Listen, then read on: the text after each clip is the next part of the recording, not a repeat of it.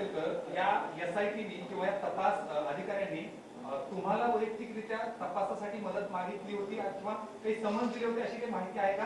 आणि तो तसा असेल माहिती आहे का? मलाच विचारतो आणि माहिती आहे का? मला नाही माहित. काही संबंध, मला कधी विचारलंच नाही. पोलीस येणार कसे हो? त्याला माहिती आहे मी वास्तव आहे ते ठेवणार समोर. पोलिसांना ते नको होतं वास्तव. जे पण अधिकारी होते, तुम्ही एक गोष्ट सांगावं. आता हे आरोपी अगदी मंत्री होतात, अमुक होतात, फिरतात, सगळं ते पोलिसांना दिसत नाही. एव्हिडन्स आहे, सगळं आहे, अरेस्ट करू शकत नाही. पण नारायण राणेने एक वाक्य बोलल्यावर पोलीस कुठे कुठे शोधायला, डीसीपी वगैरे, नाशिक काय, तुमचा महाड काय, आणि तिथे आले. मी जेवत असताना, सर आपको अरेस्ट करना है. बोले किस लिए? आप ऐसा ऐसे का? तो क्या क्राइम कैसे होता है बताइए. माझं वाक्य होतं की मी त्यावेळेला तिथे असतो तर कानफडत मारलं असतो तर ना, तो भूतकाळ झाला हो. भूतकाळाला क्राईम लागतं कसं? कोणतं सेक्शन आहे? तरी मला अरेस्ट केलं.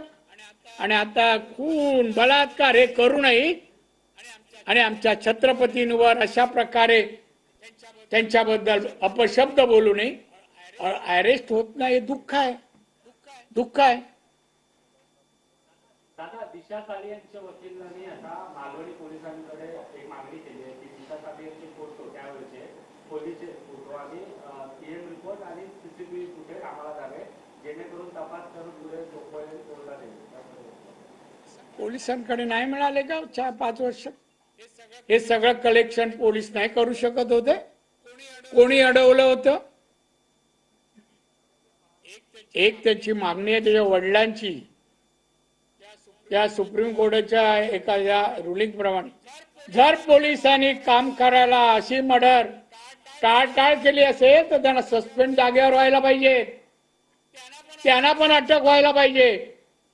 सुप्रीम कोर्ट रुलिंग आहे.